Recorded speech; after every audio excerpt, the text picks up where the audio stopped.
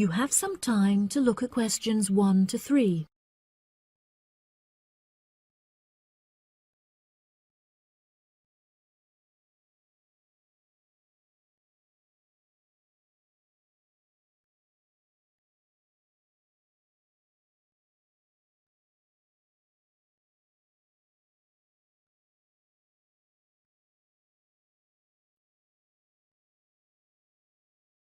That'll be $23. Right, there's your change.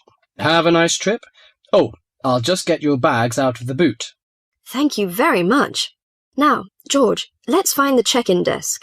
Yes, but with all the changes they have made here at the airport, I'm not sure where the check-in desk is. I know, it's strange, isn't it?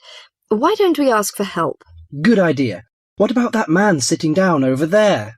Which one? The one with the hat on and in the trolley? No, the one with the uniform behind the table. I'll ask him. Excuse me, could you tell me where the check-in desk for France Air is, please? Oh, let me think. The best way to get there would be to turn left at the end there, where the cafe is, and then go straight ahead until you're opposite the departure gates entrance. Oh, no, sorry. It might be quicker to turn right as soon as you get past the cafe, and keep going along the corridor until you come to the sliding doors at the end. On the left. Yes, that's it.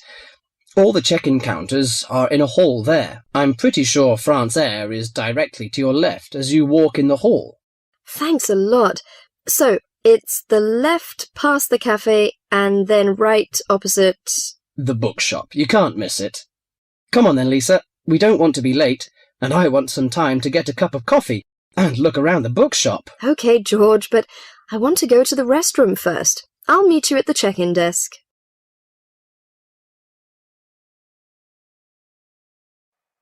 Before you hear the rest of the conversation, you have some time to look at questions 4 to 10.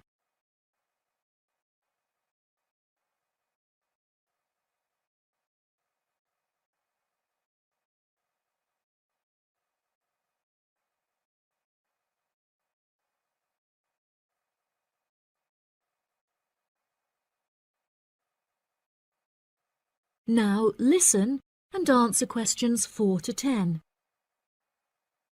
Good morning. Can I help you? Yes, I would like to check in for flight FA492. Very good.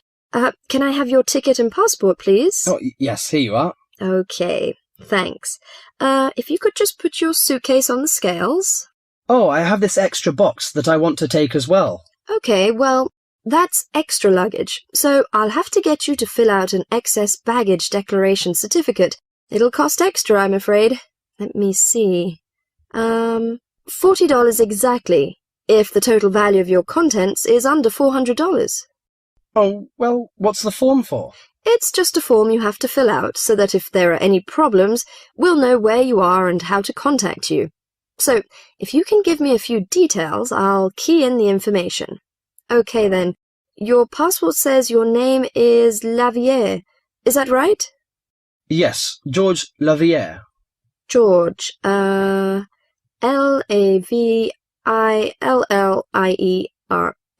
Good. Now, nationality. French? No, wait a minute. It's a Swiss passport.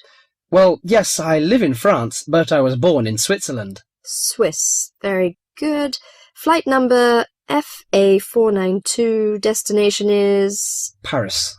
Are you connecting with any other flight in Paris, or will you be staying there? I'm spending my vacation in Paris. Well, Sèvres, just outside Paris. OK. So what's the phone number there? Let me think. The country code for France is 33, and the number is 198614537. Right, so that's 331-9861-4537. Yes, that's it. And can you tell me briefly what you have in the box? Well, there are some books, just university textbooks from last semester, some clothes, and, my computer disks. OK, thank you. And what would be the approximate value of the contents? Quite a bit, actually. About $150. That's all. There's your receipt for the box, your passport and ticket, and here is your boarding pass. Gate 7. You can board the plane in about 35 minutes. Have a nice flight. That is the end of part 1. You now have half a minute to check your answers.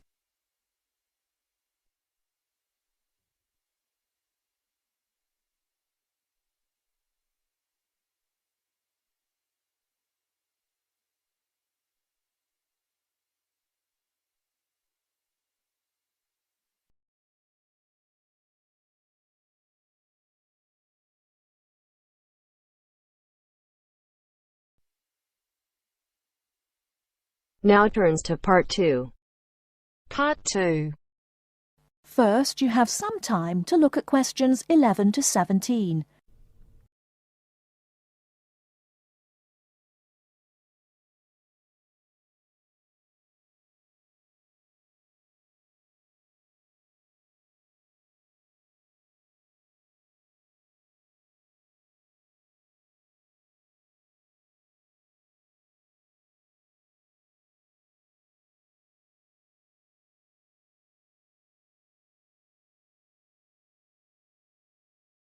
Now, listen carefully and answer questions 11 to 17. Hello, and thanks everyone for coming here today. I know it's always a bit stressful going for a job interview, but it's best to be prepared. For any of you who may not know me, my name is Fiona Ogilvie, and my job is to offer guidance and support for students with special needs. Now, you wouldn't be here today if you weren't interested in finding a job in the holidays. So let's get down to it and see what things you need to be looking out for. Most of you, I hope, will be applying for jobs with the companies that have been recommended by the university. The reason for this is that we here at the university already know these companies and have established good working relationships with them. I've also been to visit all of them and checked out the facilities they have to offer. You really need to make informed choices when you're looking for a job and make sure you know before you even get to the interview stage that your needs will be met. But I know that some of you are applying for jobs independently and have looked at companies outside the university recommended list. So for you, it's best to plan ahead and be aware of what it is you may need while you're working. Things that you need to check when you go for an interview are there enough toilet facilities and are these easily accessible? Also, you want to check that all the public areas inside the building are barrier-free, so you can get direct access to these public spaces whenever you need to. And ask about ramps into the building, so you know how many there are and where they are located. These kinds of things are so much more difficult to sort out when you've started work, as they take time. But ramps are an absolute must, so please make sure you know where they are. Another thing you must make sure of is that the lifts have the correct lowered control panels. Ask if all the lifts have this facility or if it's only certain ones. Now, something I think that is often overlooked is working hours. What you want to make sure of is that you get flexi time. This basically means that your working hours are flexible and you can clock on and clock off in times that suit you. Within reason, of course. Most companies do recognise that it takes much longer for someone in a wheelchair to get on and off buses and trains. Public transport can take that much longer, so you need to be organised and prepared. And for those of you lucky enough to own a car, check how many disability parking spaces are available. Remember that it's your right to have a disabled parking space. These also need to be near enough to a wheelchair-accessible entrance or ramp. OK, are there any questions before we move on? Before you hear the rest of the talk, you have some time to look at questions 18 to 20.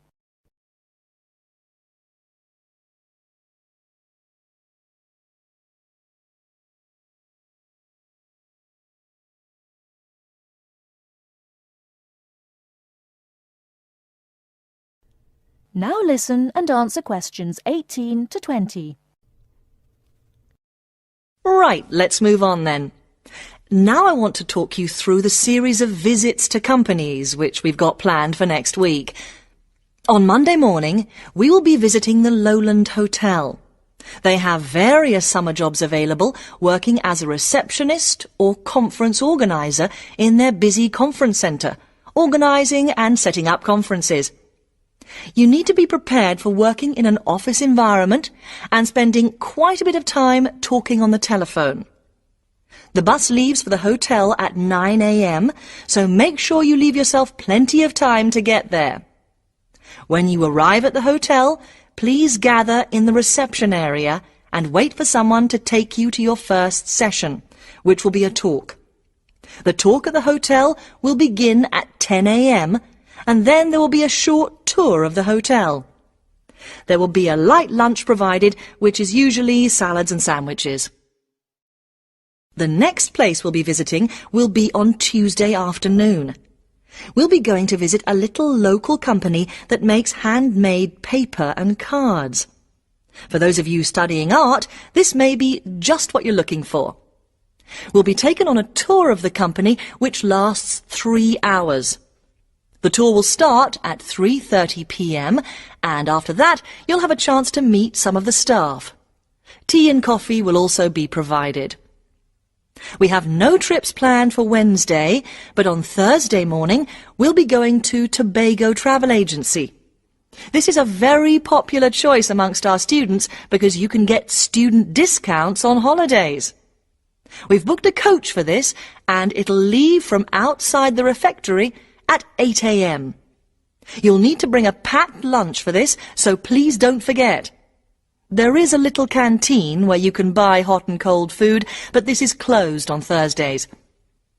Friday, we'll be having representatives from all the companies visiting us, so you will have a chance to ask any questions, and of course, put your name down on the list if you're interested in working for them over the summer. This event will take place in the main hall next to the library, and it'll run from 10:30 until 4. I really hope you make the most of this excellent opportunity to not only earn yourself some extra money, but also to gain experience of what it's like to work. And if you'd like to find out more, then please ask some of the students who worked last year. They're all wearing green badges and will be happy to speak to you afterwards. That is the end of part 2. You now have half a minute to check your answers.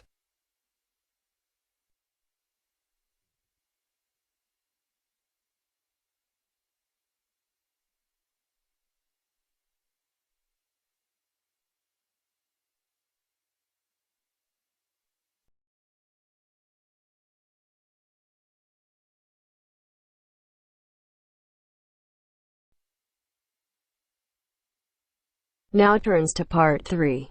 Part 3. You will hear a tutor and 2 students discussing the best ways to study.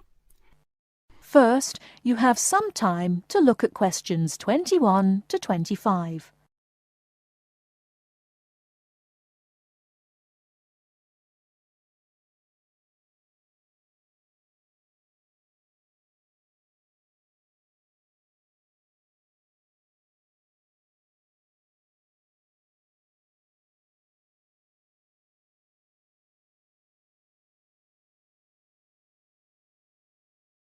Now listen carefully and answer questions 21 to 25. Well, how are you both settling in? Fine. Yes, no problems. So far, anyway. Good. Remember that as your personal tutor, I'm here to help you if you do have any difficulties. Now, as you know, lectures start on Monday, so I thought we'd look at a few ways of making the most of them, especially in terms of the notes you take. Let's begin by thinking about what you can do before you even go to the lecture. Any ideas? Make sure you're up to date with all the background reading, so you know plenty about the subject already. Yes, that's essential. The lecturer will assume you have that knowledge. Anything else, Carlos? Well, check what the topic's going to be. Of the lecture, that is. I'd go a bit further than that and consider what the content may be. Then you could ask yourself some questions that you want answering, and listen out for the relevant information during the lecture. Okay. Now that brings us to the lecture itself and the actual business of writing notes. But there's a lot to deal with there, so we'll come back to that later. What I'd like to do for the moment is continue with the process of note-taking and move on to the next stage. Any suggestions for what that might be? When the lecture is over, you mean? Yes, once you're able to sit down somewhere quiet with your notes. Read them? More than that, you need to make sure they'll still make sense to you weeks, months later. Edit them? Yes, that's what's needed. It's well worth spending a few minutes on it. Any missing words, anything difficult to read, things you didn't have time to jot down, now is the time to do so, while everything's still fresh in your mind. Right. And after that, when's the best time to revise them? When do you think, Carlos? I'd say just before the next lecture, in the same subject. Precisely. That's a vital time to look at them again, for obvious reasons. But it's definitely not the only time. When should you revise them again? A month later, maybe? Sooner, and much more often than that. I'd recommend you look at them again once a week. That's why it's so important they're complete and easy to follow.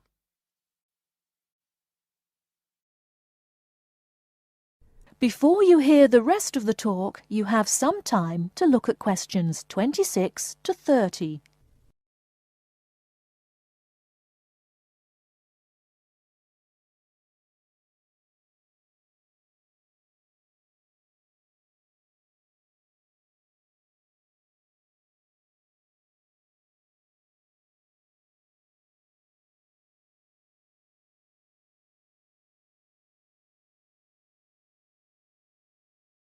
Now listen and answer questions 26 to 30.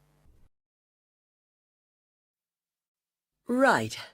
Let's go back to note-taking and begin with the basics before the lecture has even started. What should you do when you walk into the room? Get a good seat, at the front if you can, where you can hear clearly and avoid distractions. Yes, though obviously others will have had the same idea, so it's as well to get there a bit early. So, when the lecture's underway and you're busy jotting things down, what should you try to ensure?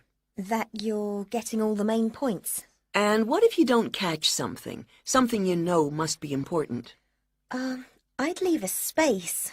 Then I could check it later, perhaps by asking a question at the end and fill it in afterwards. That's an excellent way to deal with it, yes. And there's something else I'd like to mention here. Talking about going through notes afterwards, it's absolutely vital that what you write is legible for one very good reason. It saves time. You'll waste many hours during the course if your revision is held up because you can't read what you've written.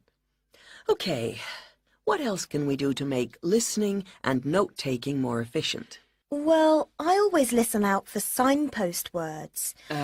Sorry, what are they? They're the ones lecturers use to say where they're going. A bit like a signpost at a road junction, I suppose. Things like, the first reason is, however, to sum up, and so on. Yes, they can tell you when something important is coming, and help you organize your notes, too. Is there anything else you can add, Carlos? There's something I think's very useful, but it's later, after the lecture is finished. That's fine. Go on. Well, what I do is go through what I've written down, summing up the main points in a few words in the margin, on the left-hand side of the page. I try to use words that'll jog my memory, so that I can remember what everything's about when I look at them again. Yes, that can work very well.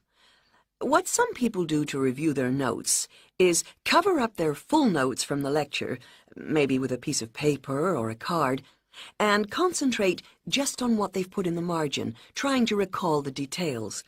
Then they move the cover down a little and check whether they were right. Or you could put your main points on another piece of paper and clip them together.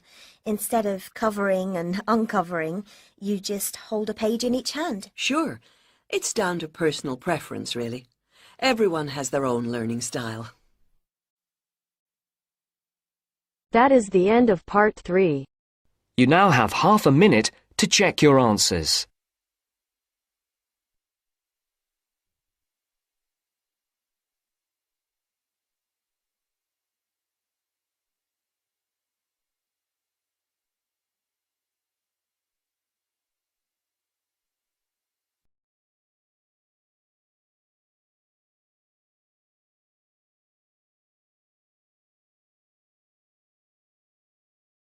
Now turns to part 4. Part 4. You are going to hear a talk on 2 famous American presidents. As you listen, fill the missing information in the notes below. First, you have some time to look at questions 31 to 40.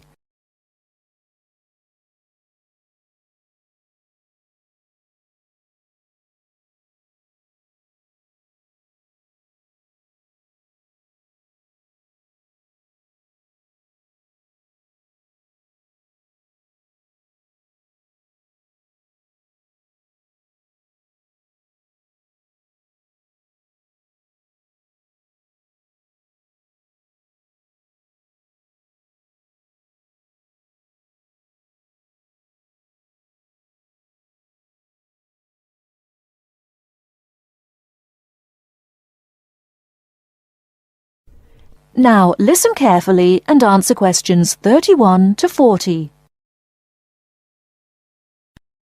John F. Kennedy and Abraham Lincoln lived in different times and had very different family and educational backgrounds. Kennedy lived in the 20th century, while Lincoln lived in the 19th century. Kennedy was born in 1917, whereas Lincoln was born more than 100 years earlier, in 1809. As for their family backgrounds, Kennedy came from a rich family, but Lincoln's family was not wealthy. Because Kennedy came from a wealthy family, he was able to attend expensive private schools. He graduated from Harvard University. Lincoln, on the other hand, had only 1 year of formal schooling. In spite of his lack of normal schooling, he became a well-known lawyer. He taught himself law by reading law books. Lincoln was, in other words, a self-educated man. In spite of these differences in Kennedy and Lincoln's backgrounds, some interesting similarities between the 2 men are evident. In fact, many books have been written about the strange coincidences in the lives of these 2 men. For example, take their political careers. Lincoln began his political career as a U.S. congressman. Similarly, Kennedy also began his political career as a congressman. Lincoln was elected to the U.S. House of Representatives in 1847. Kennedy was elected to the House in 1947. They went to the Congress just 100 years apart. Another interesting coincidence is that each man was elected President of the United States in a year ending with the number 60. Lincoln was elected President in 1860, and Kennedy was elected in 1960. Furthermore, both men were president during years of civil unrest in the country. Lincoln was president during the American Civil War. During Kennedy's term of office, civil unrest took the form of civil rights demonstrations. Another striking similarity between the 2 men was that, as you probably know, neither lived to complete his term in office. Lincoln and Kennedy were both assassinated while in office. Kennedy was assassinated in Dallas, Texas, after only 1,000 days in office. Lincoln was assassinated in 1865, a few days after the end of the American Civil War. It's rather curious to note that both presidents were shot while they were sitting next to their wives. These are only a few examples of the uncanny and unusual similarities between the destinies of these 2 American men who had a tremendous impact on the social and political life of the United States and the imagination of the American people. That is the end of part 4. You now have half a minute to check your answers.